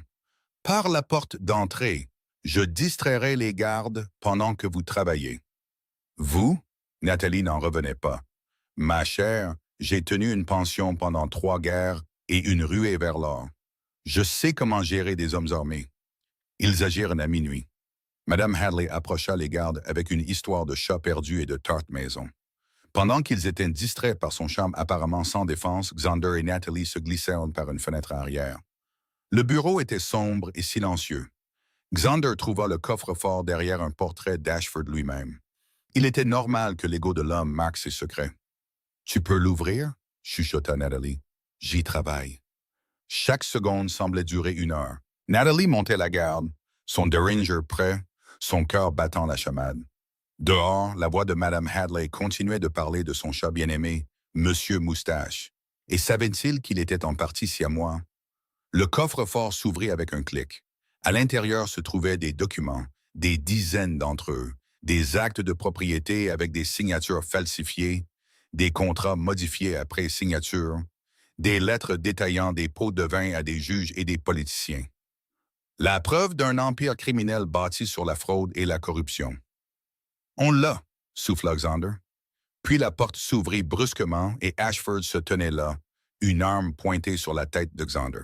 « Pensiez-vous vraiment que je laisserais ça sans surveillance? » Le sourire d'Ashford était triomphant. « Je savais que vous viendriez. J'attendais que vous fassiez une erreur stupide et désespérée. » Le sang de Nathalie se glaça. « Ne bougez pas, Madame Blake. C'est entre votre mari et moi. »« C'est entre nous tous, » dit une voix derrière Ashford. Le shérif Morris entra dans la pièce, sa propre arme dégainée. « Posez ça, Robert. »« Morris, vous travaillez pour moi. Je travaille pour la loi et j'attends des preuves comme celle-ci depuis 5 ans. » Le visage du shérif était dur. « Vous êtes en état d'arrestation pour fraude, corruption, complot en vue de commettre un meurtre et environ 20 autres chefs d'accusation une fois que j'aurai lu ces documents. » Le visage d'Ashford devint violet de rage. « Vous ne pouvez pas faire ça. Je possède ce territoire. » Plus maintenant. Morris fit un geste à ses adjoints qui étaient apparus dans l'embrasure de la porte. « Emmenez-le. » Alors qu'Ashford était emmené, hurlant toujours des menaces, Nathalie s'affaissa contre Xander. « C'est fini? » demanda-t-elle. « Oui, c'est fini. » Mais le ton de Xander la fit lever les yeux. Son visage était tiré, épuisé au-delà de toute mesure. « Qu'est-ce qui ne va pas? On a gagné. Pete est toujours mort. Carter est toujours mort. On a un pâturage brûlé et un ranch criblé de balles, traumatisé par des mois de guerre. » Sa voix se brisa. « La guerre est finie, mais les dégâts restent. » Nathalie prit son visage entre ses mains. « Alors on guérit ensemble, un jour à la fois. C'est ce qu'on fait. » « Comment guérit-on de ça? » De la même manière qu'on y a survécu, avec une détermination tenace et l'un l'autre. Elle l'embrassa doucement. On a gagné, Xander, vraiment gagné. Ashford va en prison. Le ranch est en sécurité et nous sommes mariés. Ça vaut la peine de célébrer, même si ça fait mal. Il la serra contre lui et ils restèrent là, dans le bureau d'Ashford, entourés de preuves du mal vaincu, se tenant l'un l'autre, comme si le monde pouvait encore essayer de les séparer. Dehors, Helena se réveillait avec la nouvelle de l'arrestation d'Ashford. La réaction fut immédiate. Joie, soulagement, vengeance pour tous ceux qui avaient souffert sous son ombre. Madame Hadley organisa une vraie célébration, insistant sur le fait que Pete aurait voulu qu'ils honorent son sacrifice en vivant pleinement. La fête dura jusqu'à l'aube. Natalie dansa avec Xander sous les étoiles, leurs mains étroitement liées, leur avenir enfin assuré. « Je t'aime, dit-il, je ne le dis pas assez. Tu le montres tous les jours, c'est mieux que des mots. Pourtant, je t'aime, Natalie Blake. Tu es la personne la plus forte que je connaisse. On est forts ensemble.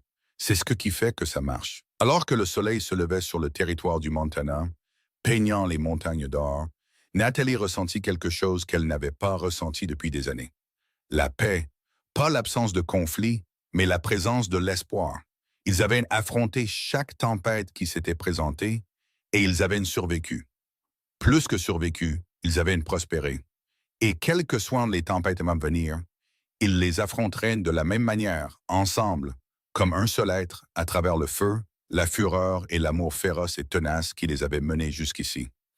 Mais la paix s'avéra plus difficile à construire que la victoire à remporter. Et Natalie découvrit cette vérité 3 mois après son mariage, lorsque Xander manqua le dîner pour la 5e nuit consécutive. Elle le trouva dans le pâturage nord à minuit, travaillant toujours sur les clôtures à la lumière d'une lanterne. « Tu vas te tuer, dit-elle, sa colère montant déjà. Il faut finir ça avant l'arrivée de la neige. On est en octobre, on a des semaines. La météo n'attend pas le moment opportun. » La voix de Xander était sèche, épuisée.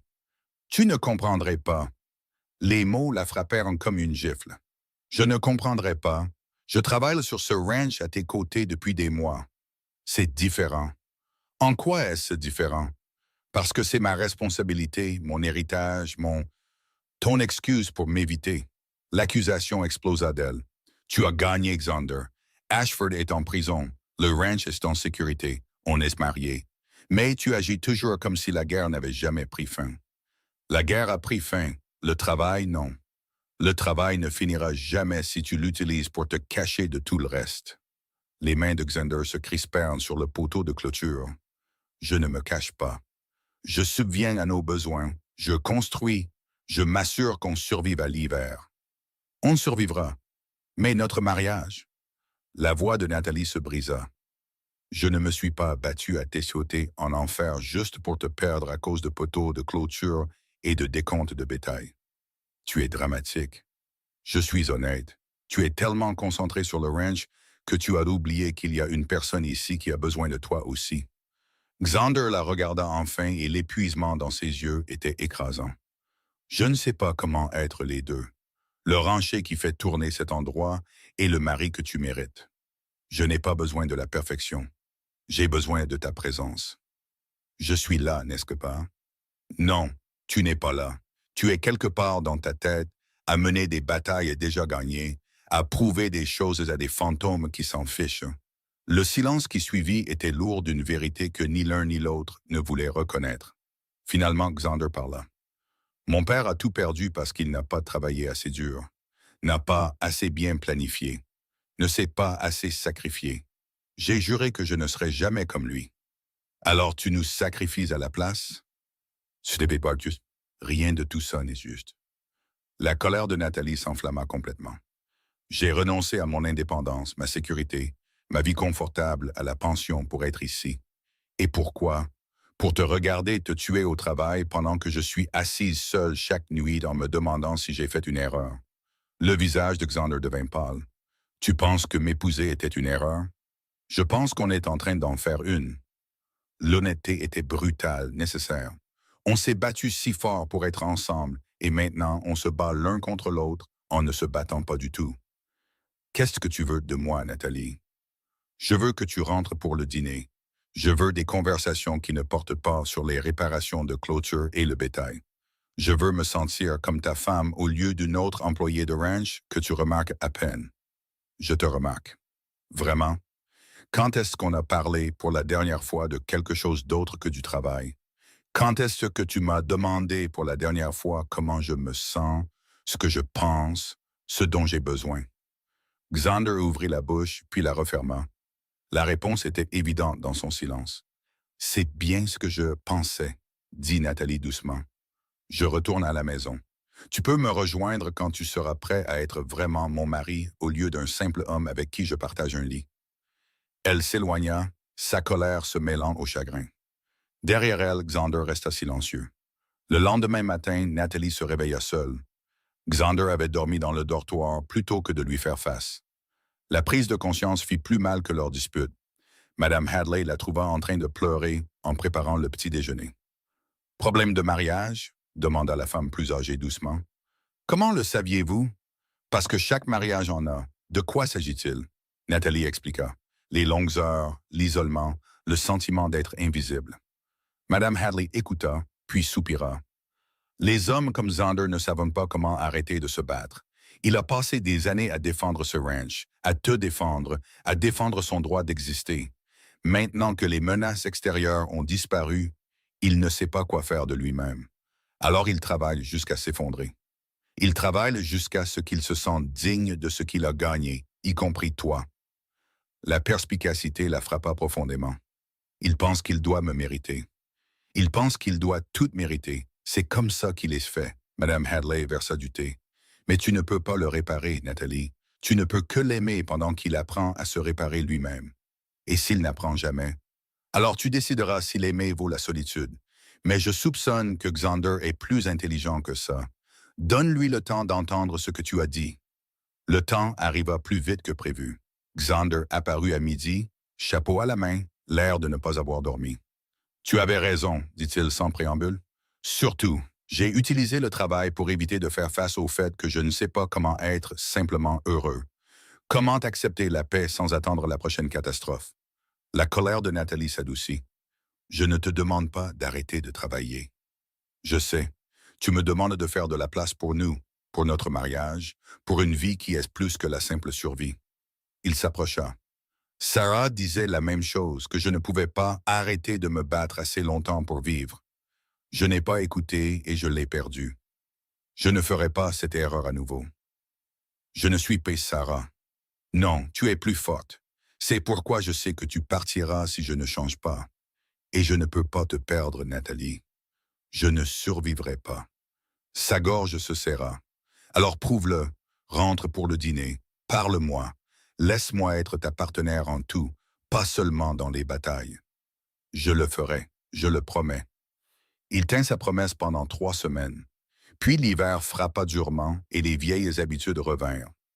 Nathalie se retrouva de nouveau seule, préparant des repas que personne ne mangeait, dormant dans un lit vide, se demandant pourquoi elle s'était battue si fort pour un mariage qui ressemblait à une autre prison. Le point de rupture arriva en décembre, lorsqu'elle découvrit qu'elle était enceinte.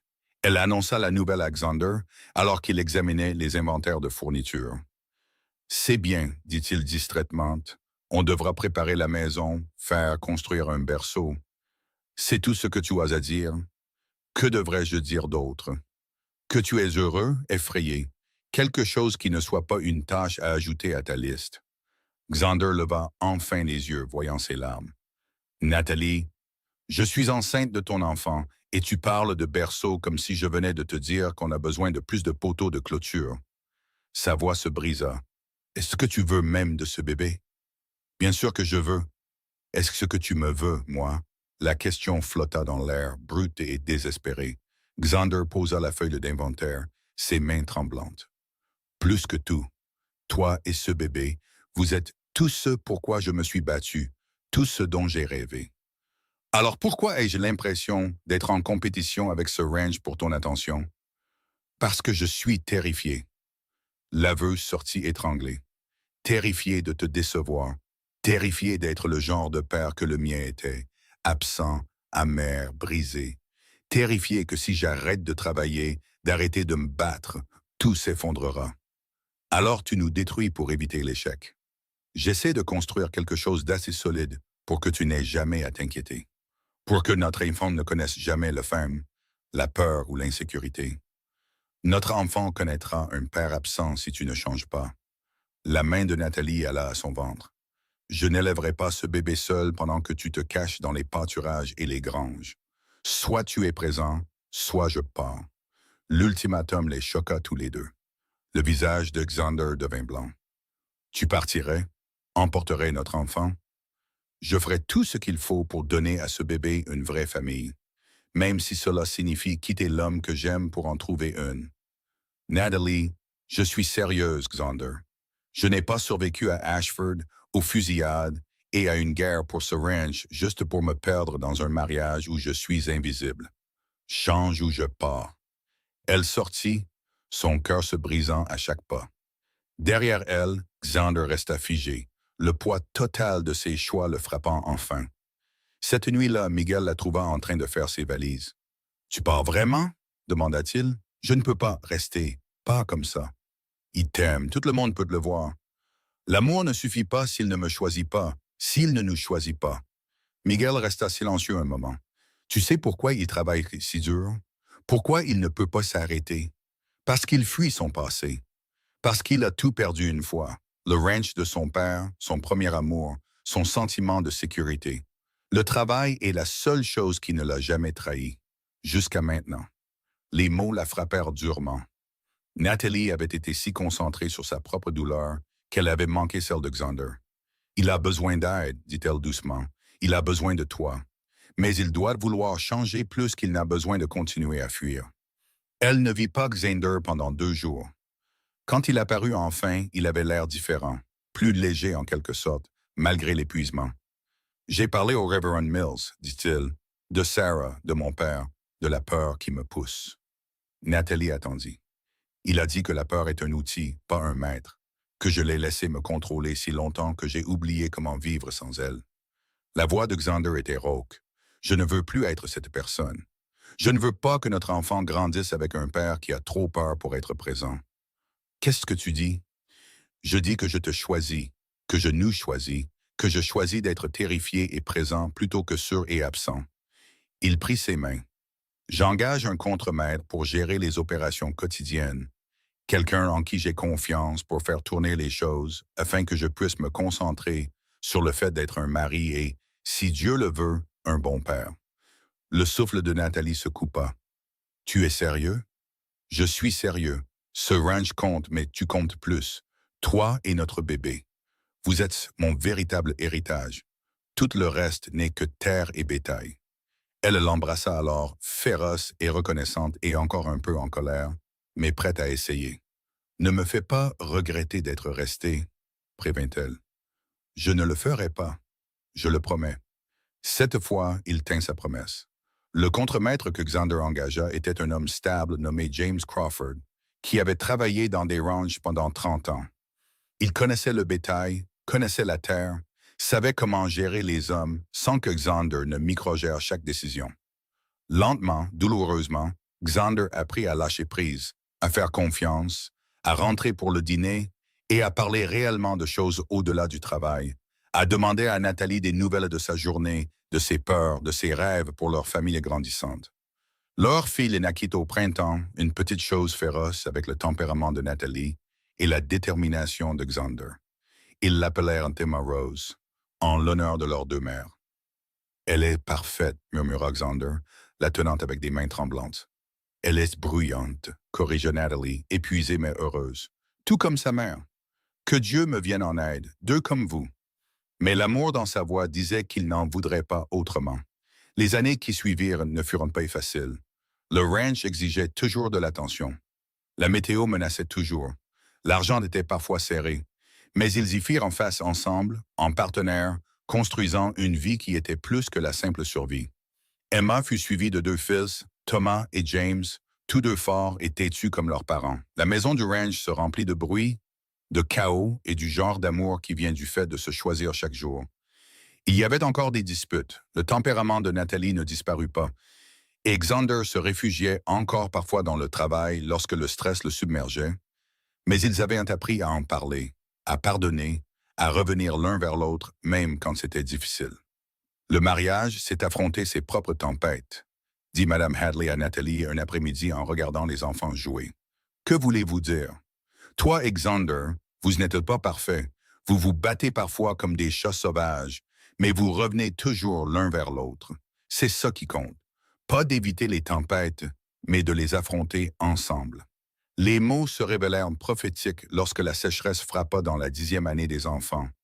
3 mois sans pluie, les pâturages devenant bruns, le bétail mourant malgré leurs meilleurs efforts. On pourrait tout perdre, admit Xander une nuit, son visage hagard. Nathalie prit sa main. Alors on le perd ensemble et on reconstruit ensemble. C'est ce qu'on fait. Je ne peux pas te demander de souffrir à travers ça. Tu ne me le demandes pas. Je le choisis. Tout comme je t'ai choisi dans ce canyon, dans ce tribunal, chaque jour de notre mariage. On est ensemble là-dedans, Xander. Chaque tempête. Ils survécurent à la sécheresse en vendant la moitié du troupeau et en contractant des prêts auprès de voisins qui se souvenaient comment Xander les avait aidés à traverser leur propre crise. La communauté qu'ils avaient construite se révéla plus forte que n'importe quelle catastrophe. La reconstruction prit des années, mais ils le firent lentement, prudemment, avec leurs enfants travaillant à leur côté, apprenant la valeur de la persévérance et du partenariat. Emma devint une jeune femme féroce qui gérait les finances du ranch d'une main de fer. Thomas devint le contremaître lorsque Crawford prit sa retraite, gérant les hommes avec une autorité naturelle. James, le plus jeune, surprit tout le monde en devenant médecin, servant la communauté que ses parents avaient si durement défendue. À travers tout cela, Nathalie et Xander restèrent le centre, se disputant, riant, travaillant, aimant. Leur mariage n'était pas parfait, mais il était réel, construit sur le feu et la fureur, et la détermination tenace de se choisir, même quand c'était difficile. Leur 30e anniversaire arriva avec une vitesse surprenante. Le ranch était passé à 500 têtes. La maison avait été reconstruite 2 fois, une fois après un incendie, une fois juste parce qu'ils voulaient quelque chose de plus grand pour la famille grandissante de petits-enfants. Xander organisa une célébration, invitant tous ceux qui les avaient soutenus à travers les guerres, les sécheresses et les victoires. Madame Hadley était là, très âgée maintenant, mais toujours le regard vif.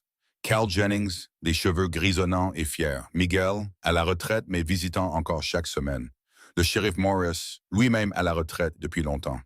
Toute la communauté se présenta. « Un discours !» cria quelqu'un. Xander se leva, sa main trouvant celle de Nathalie. « Il y a 30 ans, j'ai rencontré une femme qui a jeté une bouteille sur un ivrogne dans un saloon et a changé ma vie pour toujours. » Des rires parcoururent la foule. Elle était féroce, en colère et effrayée, bien qu'elle n'admettrait jamais cette dernière partie. Et j'étais brisé, motivé et terrifié d'échouer. Ensemble, nous avons construit quelque chose que ni l'un ni l'autre n'aurait pu construire seul. Il se tourna vers Nathalie, ses yeux brillants.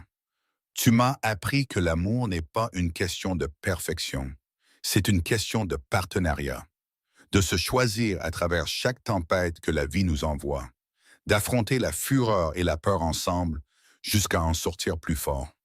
Nathalie se leva, sa propre voix forte malgré l'émotion. Et tu m'as appris que le feu n'a pas à détruire, que la colère peut être canalisée en un but, que se battre pour quelque chose est différent de se battre contre tout. Elle serra sa main. On a affronté chaque tempête qui s'est présentée. La pauvreté, la violence, la sécheresse, nos propres natures têtues. Et on est toujours debout. On se choisit toujours, on construit toujours une vie qui vaut la peine d'être vécue. Leurs enfants les rejoignirent. Emma, Thomas, James, suivis par les petits-enfants, 7 au total, avec d'autres en route. C'est notre héritage, dit Xander, désignant la famille rassemblée. Pas la terre, pas le bétail. Ces gens que de l'amour, cette communauté construite sur le fait de se choisir, même quand c'est difficile. La célébration dura jusqu'à l'aube, tout comme leur réception de mariage 30 ans auparavant. Nathalie et Xander dansèrent sous les étoiles. Leur mouvement plus lent maintenant, mais non moins connecté. « Des regrets ?» demanda-t-elle. « Pas un seul. Et toi? » « Juste que je n'ai pas jeté cette bouteille plus tôt. » Son rire était chaleureux et réel. Tu as été une source d'ennui depuis le jour où on s'est rencontrés, et tu n'en voudrais pas autrement.